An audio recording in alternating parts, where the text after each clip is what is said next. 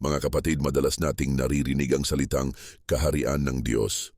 Maraming tao ang nag-iisip na ito ay isang malaking kaharian na darating sa hinaharap na may trono, palasyo, at na makikitang pamahalaan.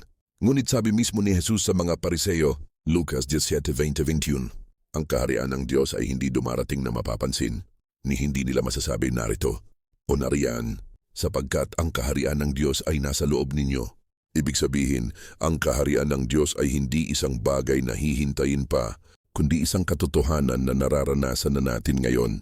Ang kaharian ng Diyos ay hindi pisikal, hindi ito tulad ng kaharian ng tao. Walang kastilyo, walang sundalo at walang politika. Hindi siya matatagpuan sa mapa o sa isang bansa. Roma 14:17, sapagkat ang kaharian ng Diyos ay hindi pagkain at inumin, kundi katuwiran, kapayapaan at kagalakan sa Espiritu Santo. Kaya huwag nating hanapin ang kaharian sa labas. Hanapin natin ito sa loob sa ating relasyon sa Diyos. Ang kaharian ng Diyos ay nasa loob ng mga mananampalataya kapag tinanggap natin si Jesus bilang Panginoon at tagapagligtas.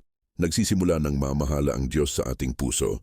Colossus 3:15, at paghariin ninyo sa inyong puso ang kapayapaan ni Kristo. Ibig sabihin, kung si Kristo ang hari mo, dala mo ang kaharian saan ka man magpunta. Ang katunayan na nagahari si Kristo. Paano natin malalaman na nasa atin ang kaharian ng Diyos? May kapayapaan sa gitna ng kaguluhan. May kagalakan kahit may problema. May katuwiran sa ating pamumuhay. Ito ang ebidensya na ang Diyos ay tunay na nagahari sa ating buhay. Mga kapatid, hindi natin kailangang maghintay pa ng pisikal na kaharian. Ang tanong ay ito, hinayaan mo ba na si Jesus ang maghari sa iyong puso? Kung siya ang iyong hari ngayon, bahagi ka na ng kanyang kaharian.